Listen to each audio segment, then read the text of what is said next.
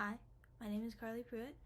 If you guys don't personally know me, my major is graphic design, my minor is software design and coding, and I'm going to be reading my writing.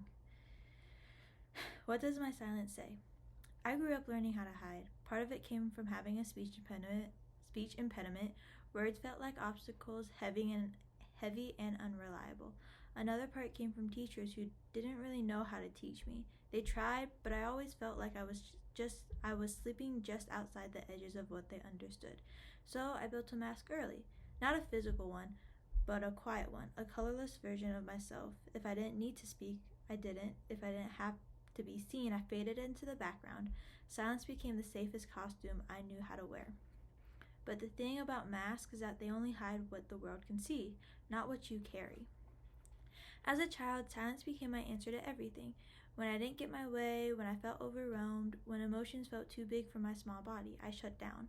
I folded inward while that outer mask stayed blank and steady. That habit never left. Even now, slipping into silence feels like muscle memory. Behind my bedroom door, though, my color returned.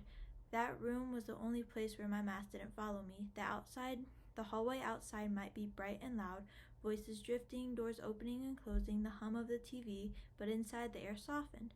Light slipped through half-closed blinds, laying thin gold stripes across the carpet like quiet stage lights. In that space, I could be loud without speaking.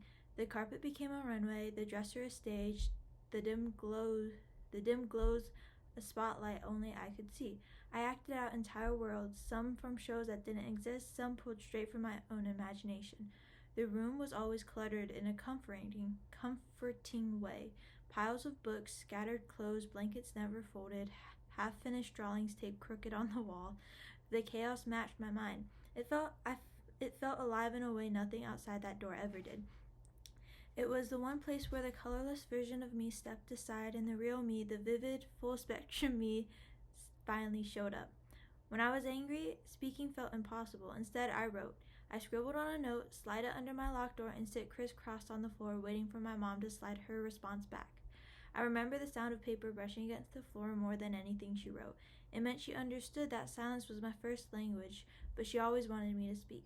Even now, in my dorm, the door still closes softly behind me, and the world instantly quiets. I recreate the same kind of space I had growing up. Not identical, but familiar. The lights stay dim and warm, and everything leans towards shades of blue. Not actual LEDs, just the feeling of blue. Blue in the way a mood can be a color, blue in the way softness can fill a room. Blue like standing underwater but not drowning. It's a metaphorical glow, one I imagine wrapping around me. Inside those walls, I let myself fully exist. I curl into blankets until only my eyes peek out, let the blackout curtains swallow the sunlight, binge watch crime videos, read fan fiction, and let myself feel everything without apologizing. Blue is quiet, blue is protection, blue is the color I imagine around myself when I need to breathe.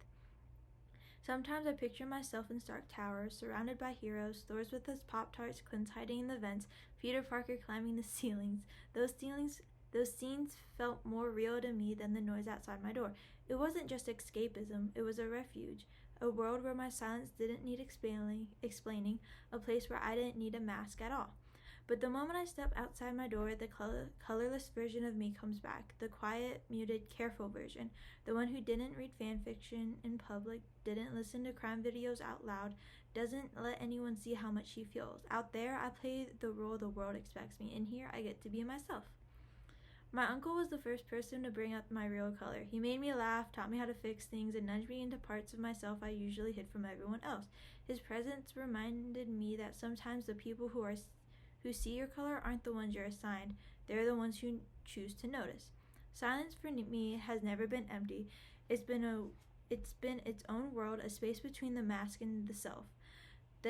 My inner life became more real than the one around me. Stories, imaginative places, heroes and towers, those were homes I could live in. There's a word for the disconnection I felt, derealization, but even that doesn't quite capture it. The word I hold on to instead is Hariath, a longing for a home that doesn't exist, nor a place you can't return to. For me, it isn't a house or a person, it's a feeling, a version of myself that only ever existed behind closed doors in dim rooms under imaginative blue lights in a setting that felt softer, fuller, more real. I thought my computer turned off for a second. That feeling follows me everywhere, quiet but consistent. It's in the movements where the world feels slightly out of focus, like I'm looking at life through glass. It's in the way crowds blur together, how voices sometimes sound too sharp, how I slip back into silence without even noticing. It's the ache of wanting a space where I can exist without shrinking, without performing, without the colorless mask and pulling itself back over me. Horiath is a pull towards that imaginative home, the internal one, the place where I could breathe easily, where my inner world wasn't something I had to hide. It's the longing for that version of myself who danced on imaginary runways, who built whole universes out of fan fiction and daydreams, who felt more vivid and present even when the real world didn't. That's the home I miss. Not a physical room, but a state of being grounded, colorful, and unmasked. Horiath isn't sadness exactly. It's more like reaching towards something you know exists somewhere inside you. Even if you can't touch it, a homesickness for the self you're trying to step into. That's what my silence says. It says I live somewhere between the mask and the true self, between grayscale and color. It says I've spent years believing I didn't fully belong in this world, that I was meant for a softer place where I could be fragile and fierce without apology. But it also says something else, something quieter, something stronger. Even if I wasn't supposed to be here, I am, and maybe, just maybe, letting the color show through the mask is enough. Thank you.